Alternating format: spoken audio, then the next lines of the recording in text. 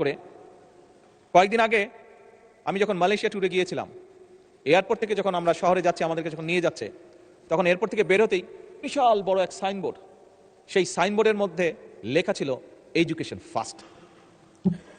মাননীয় স্পিকার, এই নীতিতে তারা বিশ্বাস করে, বোঝা গেল তাদের যে পরিবর্তন, সেই পরিবর্তন এ কারণেই, কারণ তারা বিশ্বাস করে এডুকেশন ফার্স্ট। মাননীয় স্পিকার, আমি এবং আমরা সমগ্র জাতি আমরা বিশ্বাস করতে চাই এডুকেশন ফার্স্ট নীতি বাস্তবায়নে।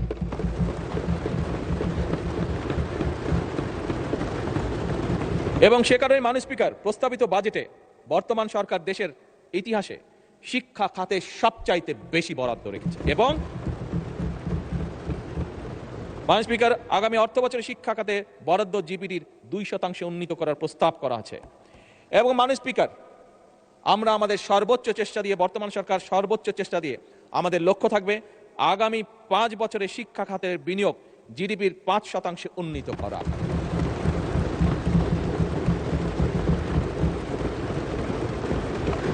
মাননীয় স্পিকার, আপনি আপনার পরিবার, আপনার সমাজ ব্যবস্থা, আমরা আমাদের পরিবার সমাজ ব্যবস্থায় প্রায় দেখি আমাদের আত্মীয় স্বজন পরিবারের অনেক ইয়াং সদস্য সার্টিফিকেট নিয়ে এসেছে, কিন্তু এই সার্টিফিকেট নিয়ে মাসের পর মাস, বছরের পর বছর সে কর্মসংস্থানের জন্য ঘুরে বেড়াচ্ছে, কিন্তু বেচারা একটি কর্মসংস্থানের ব্যবস্থা করতে পারছে না।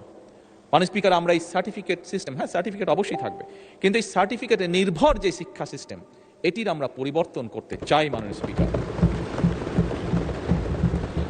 এবং এই পরিবর্তনের মাধ্যমে মাননীয় স্পিকার, আমরা কারিগরি শিক্ষার মাধ্যমে একটি কর্মমুখী শিক্ষা ব্যবস্থা গড়ে তুলতে চাই, যেখানে একজন তরুণ, একজন যুবক শুধু সার্টিফিকেটের উপরে নির্ভরশীল থাকবে না, বরং তার এমন কোয়ালিটি থাকবে যেটার মাধ্যমে সে নিজে কনফিডেন্ট থাকবে যে শুধু সার্টিফিকেট আছে এটাই তার ভরসা হবে না, তার নিজের যোগ্যতা, তার নিজের কোয়ালিফিকেশনের উপরে তার নির্ভরতা থাকবে, তার আত্মবিশ্বাস থাকবে, এবং সে নিজের পায়ে জীবনে উঠে দাঁড়াতে পারবে।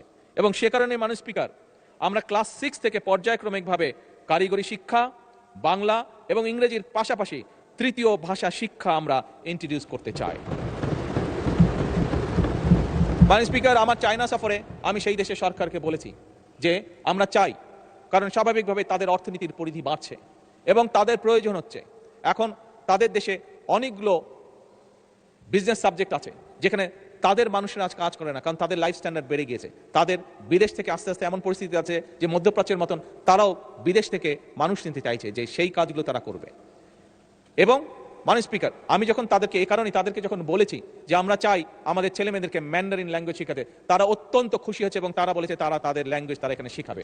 মাননীয় স্পিকার, আমি যা দেখে এসেছি, আমার সফরে আমি যা দেখে এসেছি, যে আমরা যদি আমাদের সন্তানদেরকে তৃতীয় ভাষা হিসেবে কয়েকটি ভাষার মধ্যে যদি, যেহেতু আসলে আমি মাত্র চায়না থেকে এসেছি সেই জন্যই ম্যান্ডারিনের কথাটি বলেছি, এই ভাষা আমরা শিখাতে পারি, আমি ব্যক্তিগতভাবে দৃঢ়ভাবে বিশ্বাস করি আমাদের প্রজন্মের বহু মানুষকে আমরা সুন্দর একটি ভবিষ্যৎ তৈরি করে দিতে সক্ষম হব। মাননীয় স্পিকার, একই সাথে মাননীয় স্পিকার, শুধু ম্যান্ডারিন না, এর বাইরে জাপানিজ আছে, এর বাইরে আমরা ফ্রেঞ্চ আছে, জার্মান আছে, অ্যারাবিক আছে, এই ভাষাগুলো আমরা ইন্ট্রোডিউস করতে চাইছি মাননীয় স্পিকার, থার্ড ল্যাঙ্গুয়েজ।